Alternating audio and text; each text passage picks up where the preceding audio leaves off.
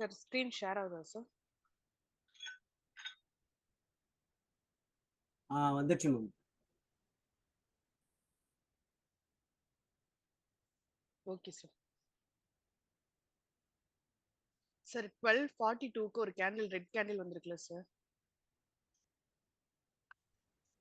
Hello Manoj sir. சொல்லுங்க 12:42க்கு ஒரு ரெட் கேண்டில் வந்திருக்கு. இப்போ நான் பழைய மாதிரி நான் ட்ரேட் பண்ணிட்டு இருக்கும்போது இப்போ நான் என்ன பண்ணுவேன்னா 12:42க்கு பார்த்தீங்கன்னா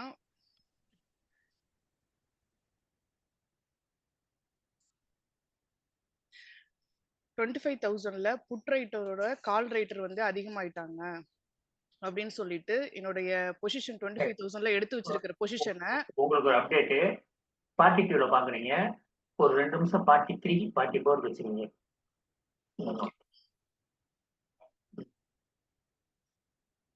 ஓகே சார்.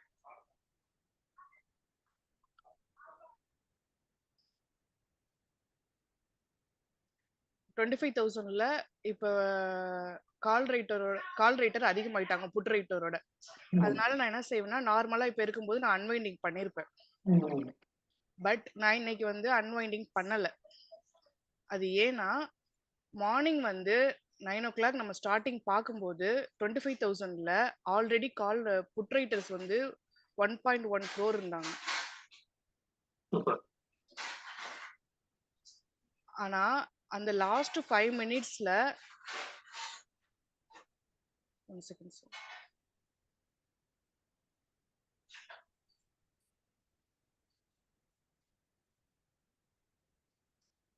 $12:35ல இருந்து 12:45 வரைக்கும்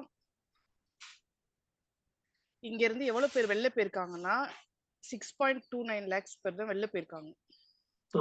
பேலன்ஸ் வந்து 1.4 crores பேர் அங்கே தான் இருக்காங்க. 1 கோடி இருந்தாங்க, அவ எக்ஸ்ட்ரா போக 4 கோடி 40 லட்சம் பேர் சேர்த்தே இருக்காங்க. 30 லட்சம் பேர் இருக்காங்க.